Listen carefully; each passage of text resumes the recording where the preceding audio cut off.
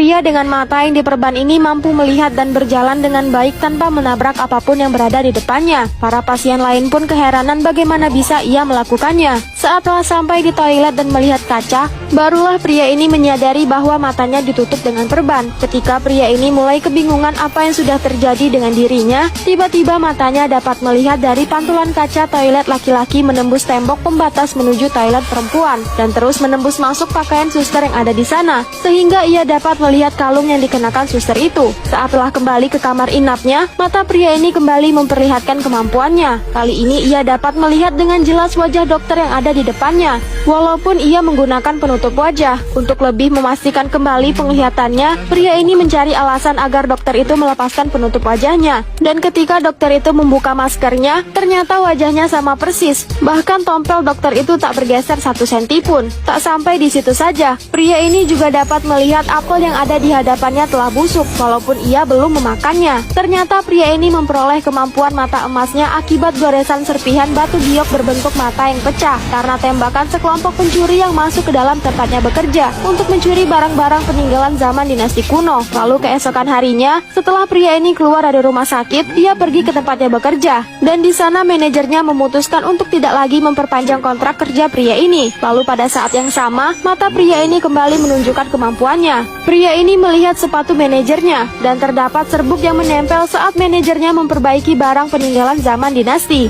Ternyata mata pria ini tak hanya dapat menembus masuk dan melihat isi suatu barang, tapi juga dapat melihat kilas balik apa yang sudah terjadi di masa lalu.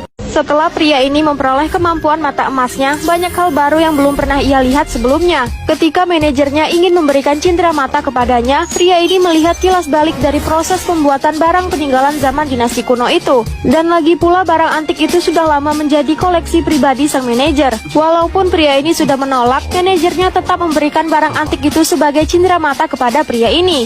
Lalu keesokan harinya saat pria ini berkunjung ke rumah temannya, ia diperlihatkan suatu barang yang menurut temannya akan berharga ratusan ribu dolar jika dijual. Dan ketika mata pria ini mulai memfokuskan penglihatannya, ia melihat proses pembuatan barang itu. Ternyata barang tersebut adalah barang tiruan yang diproduksi secara banyak. Dan juga barang itu bukanlah peninggalan zaman dinasti. Pria ini lalu berkata, ini hanya kerajinan tangan biasa. Tapi temannya tak percaya dengan omong kosong yang dilontarkan pria ini. Temannya masih bersikeras barang itu pasti memiliki daya jual dengan harga yang bagus. Lalu mata pria ini kembali menunjukkan kemampuannya. Saat ia memejamkan mata dan memfokuskan penglihatannya, ia dapat melihat struktur terdalam suatu kerangka besi, serta dapat melihat tata letak kondisi rumah temannya dalam bentuk planogram. Tak hanya itu saja, pria ini juga dapat melihat sebuah buku dengan menembus